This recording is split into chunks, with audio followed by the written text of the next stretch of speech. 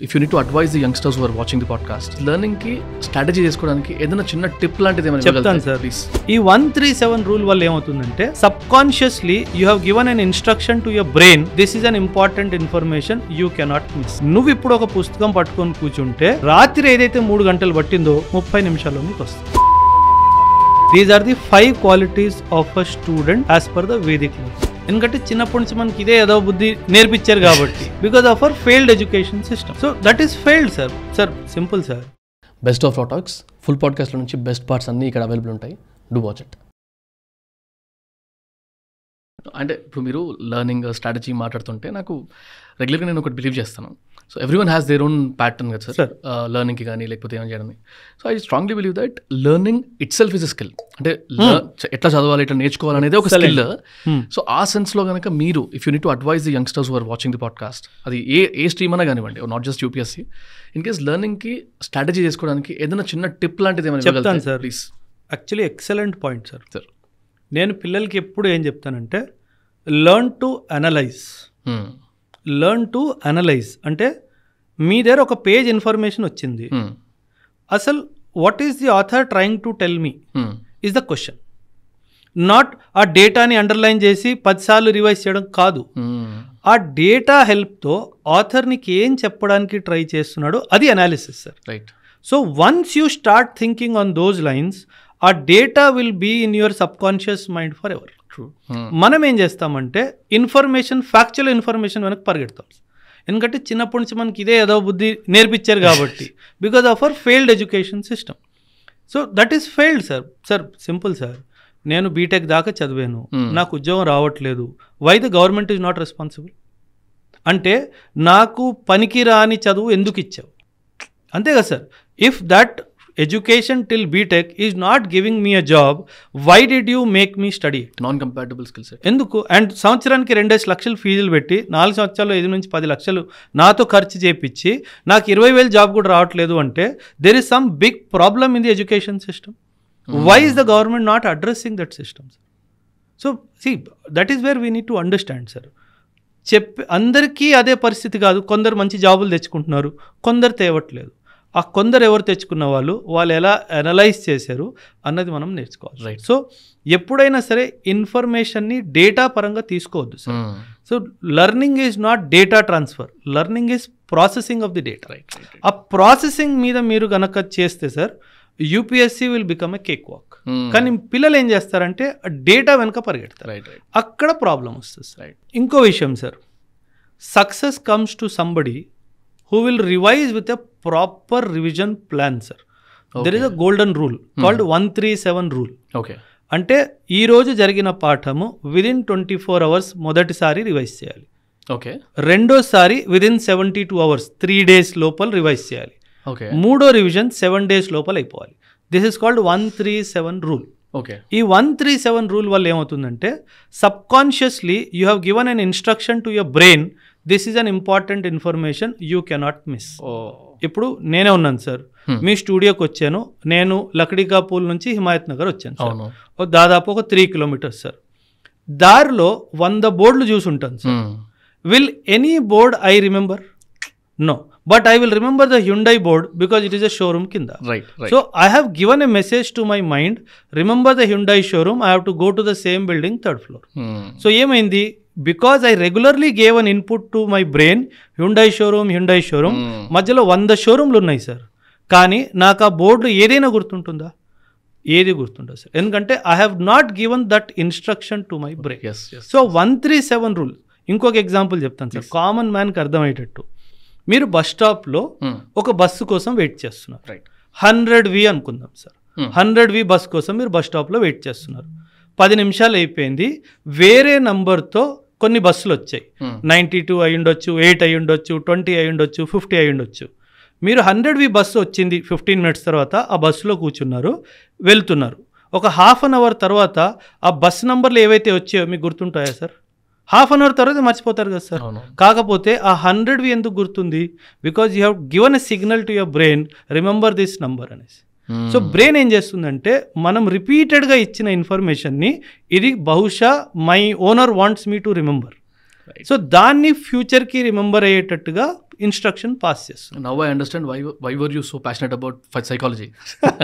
So this is all about understanding your body system sir. And ఇంకో విషయం sir, నేను చాలా మంది పిల్లల్ని చూశాను ఓవర్ నైట్ చదువుతారు sir. This is a wrong strategy నన్ను అడిగితే సార్. వై? బికాస్ అంటే ఐఎమ్ నాట్ సేయింగ్ దట్ రాత్రి చదివిన వాళ్ళు సక్సెస్ రాదు అని నేను అనట్లేదు. You sleep early and get up early. You see it for yourself. ఒక 21 days చూడండి sir. Right. If your processing speed does not increase you come back to. కాకపోతే 21 days ఏది ఒక habit sir. There is something known as circadian rhythm of the body sir. దీని మీద Nobel prize ఇచ్చారు. Nobel prize ఏమన్నారంటే morning టైంలో your brain is the fastest. Why? Because your body has rested. నువ్వు 8 గంటలు 6 గంటలు పడుకున్నావు కాబట్టి నీ బాడీ మంచి రెస్ట్లో ఉంది కాబట్టి నువ్వు ఇప్పుడు ఒక పుస్తకం పట్టుకొని కూర్చుంటే రాత్రి ఏదైతే 3 గంటలు పట్టిందో 30 నిమిషాల్లో నీకు వస్తుంది. That is the reason why దాన్ని బ్రహ్మ ముహూర్తం అంటారు సార్. ఊరికే అన్నారు sir. See all our Vedic texts are very clear. ఆ బ్రహ్మ ముహూర్తంలో నువ్వు కూర్చొని చదువుతున్నావు కాబట్టి నీకు ఎటువంటి డిస్టర్బెన్స్ చుట్టుపక్కల లేదు కాబట్టి you will take less time. So you have to have a good strategy. నువ్వేం తినాలి, నువ్వు ఎప్పుడు పడుకోవాలి, ఎలా పడుకోవాలి, ఎప్పుడు లేవాలి, ఫస్ట్ లేవగానే ఏం చేయాలి, ఇదంతా స్ట్రాటజీ సార్.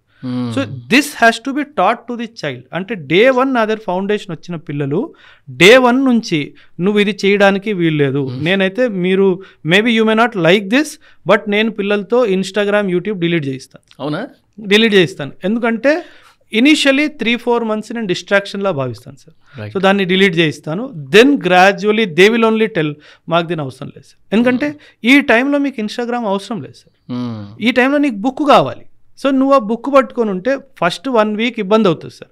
అలవాటు అయిపోయింది కదా సార్ మనకి ప్రతి 5 నిమిషాలు దాన్ని చేయడము. ఒక 1 week తర్వాత చేతిలో ఆటోమేటిక్ బుక్ వస్తుంది సార్. సో 24 hours నువ్వు బ్యూటిఫుల్గా యూస్ చేసుకోగలవు.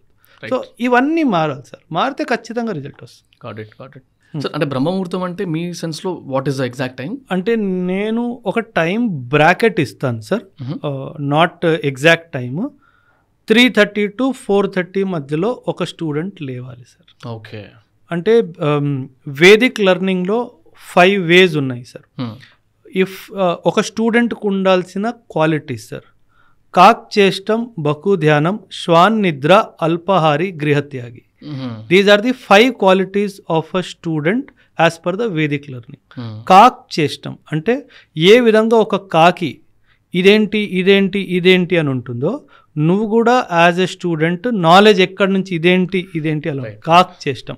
బకు ధ్యానం. బకు అంటే ఒక bird sir.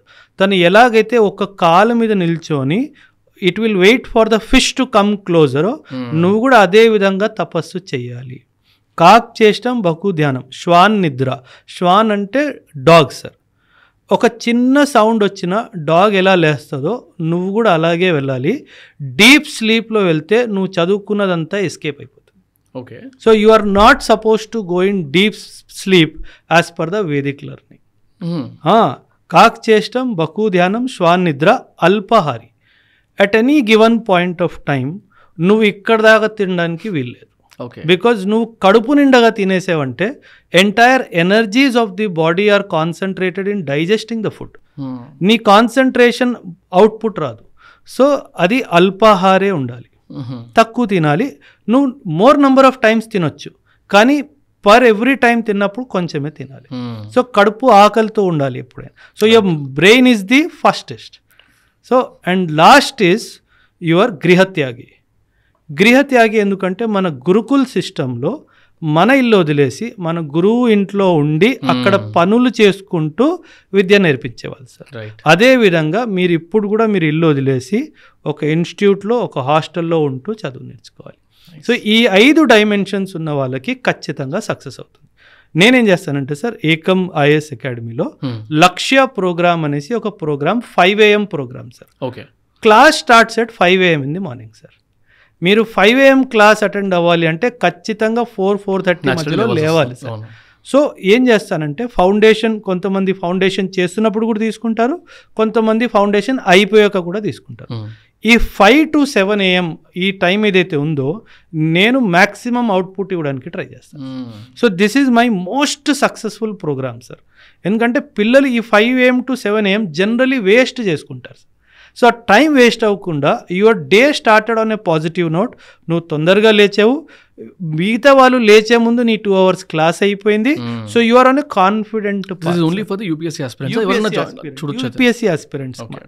So this is and దాని ఫీజు కూడా సార్ 999 rupees per month.